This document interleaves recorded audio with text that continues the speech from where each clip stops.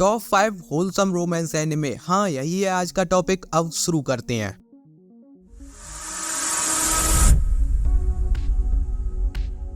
Number 5, Arakawa under the bridge. Ichinomiya अमीर बाप की औलाद है। उसका बिलीफ है उसके साथ लाइफ में कितना भी बुरा हो जाए लेकिन बस उस पर कभी किसी का कर्ज ना हो। लेकिन आज वो एक रिवर में गिर गया और एक लड़की ने उसकी जान बचा के उस पर एहसान कर दिया है। ऐसा वो लड़की नहीं कह रही है, ये समझ रहा है। वही हिसाब है, जान जाए तो जाए लेकिन नवाबी ना जाए। तो इस लड़के ने अब उस लड़की से अपनी जान के बदले में एक प्रॉमिस कर दिया है, वो चाहे इससे जो मांग ले ये उसकी एक विश पूरी करेगा। और उस लड़की ने मांगा है ये बंदा उसका बॉयफ्रेंड बनके उसके साथ ब्रिज के नीचे रहने लगे जहां सब गरीब लोग रहते हैं। तो इस एनिमे में तुम्हें देखने को मिलेगी एक हिलेरियस बट ब्यूटीफुल स्टोरी जहां एक लड़का अपने कंफर्ट वाली लाइफ छोड़ के एक गरीब लड़की के साथ रह रहा है, वो भी एक कार्डबोर्ड बॉक्स के अंदर। नंबर 4 से पहले वही बात सुन लो जो हर वीडियो में बोलता हूँ। डिस्क्रिप्शन में लिंक है, उसे ओपन करके एनिमे अवार्ड्स 2024 के लिए वोट कर देना। अगर डिटेल में बात समझनी है तो उस लिंक के नीचे एक वीडियो का लिंक है, उस वीडियो को देख लो, सब कुछ समझ में आ जाएगा। Number 4, Tadakun never falls in love. Mitsuyoshi Tada एक लड़का है जिसे अपनी लाइफ में कभी समझ नहीं आया प्यार क्या है।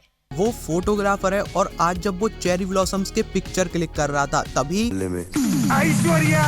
नई नेम में थोड़ा एडिटेड टेरेसा आई और उसने टाडा के हाथ में कैमरा देखते ही उससे अपनी इमेज क्लिक करने की रिक्वेस्ट की है। तो जैसे ही वो फोटो क्लिक करने गया उसे बिना राहुल खन्ना से मिले ही समझ आ गया व्हाट इज लव। लेटर उसे पता चलता है ये यहाँ यूरोप से शिफ्ट हुई है और उसी की क्लास में नई ट्रांसफर स्टूडेंट है। तो अगर तुम्हें एक ऐसा एनिमे देखना है जहाँ मेन कैरेक्टर्स की तो स्टोरी दिखाई जाए, साथ ही में जितने भी अदर कैरेक्टर्स तुमको देखने को मिलते हैं उनका भी अच्छा खासा स्क्रीन टाइम हो, तो यही वो एनिमे है। Number 3, Tsurezure children. तो जब हम कोई रोमांटिक एनिमे देखते हैं तो हर एनिमे के लास्ट एपिसोड तक हम कन्फेशन का इंतजार कर रहे होते हैं, लेकिन इस एनिमे के केस में तुम्हें ऐसा नहीं करना, क्योंकि इसके फर्स्ट एपिसोड में ही तुम्हें एक नहीं बहुत सारे कन्फेशंस देखने को मिलेंगे और हर किसी के रिलेशन को तुम्हारे सामने एक अलग तरीके से रख। किसी का कन्फेशन कॉमेडिक होगा तो कोई अपनी फीलिंग्स को रखने में स्ट्रगल कर रहा होगा, लेकिन दो बातें होंगी जो इन सारी कन्फेशंस में ही एक सी होंगी। पहली करेज जो इनमें से किसी न किसी ने दिखाई होगी, क्योंकि हर किसी का कोई ना कोई क्रश होता है, लेकिन क्या तुमने ये बात किसी को भी बताई है। और दूसरी बात सामने वाले की फीलिंग्स, क्योंकि उनके बिना सब बेकार है। तो अब तुम्हें देखना ये है इनमें से कौन कौन होगा जो अपने रिलेशनशिप को सीरीज के आखिरी सेकंड तक कैरी कर पाएगा, और ये सब उन सारी प्रॉब्लम्स को कैसे टैकल करेंगे जो रिलेशनशिप के साथ हर किसी की लाइफ में आई जाती है। नंबर 2, वाटाकोई। ऑफिस वर्कर नारुमी नहीं चाहती किसी को भी ऑफिस में उसका डार्क सीक्रेट पता चले। सीक्रेट भी क्या है, वो एक ओटाकू है, लेकिन उसके प्लान्स पर पानी फिर गया जब उसे पता चला उसके मिडिल स्कूल का फ्रेंड हिरोटाका इसी ऑफिस में काम करता है और उसे सब पता है। फिर भी वो पूरी कोशिश करती है जिससे हिरोटाका अपना मुंह बंद रखे, इसीलिए वो उसे ड्रिंक्स पर भी लेके जाती है। लेकिन वहाँ जाते ही जैसे ही थोड़ा थोड़ा तेल अंदर जाता है, इंजन हीट पकड़ लेता है और वो अपने अपने बारे में एक दूसरे को बताना शुरू कर देते हैं। नारुमी हिरोटाका को बताती है उसके बॉयफ्रेंड ने उससे ब्रेकअप कर लिया क्योंकि वो एक ओटाकू को डेट करना नहीं चाहता था। और पता है उसकी सैड स्टोरी सुन के ये क्या बोलता है, मुझे कोई प्रॉब्लम नहीं है तुम्हारे ओटाकू होने से, तुम मुझे डेट क्यों नहीं करती।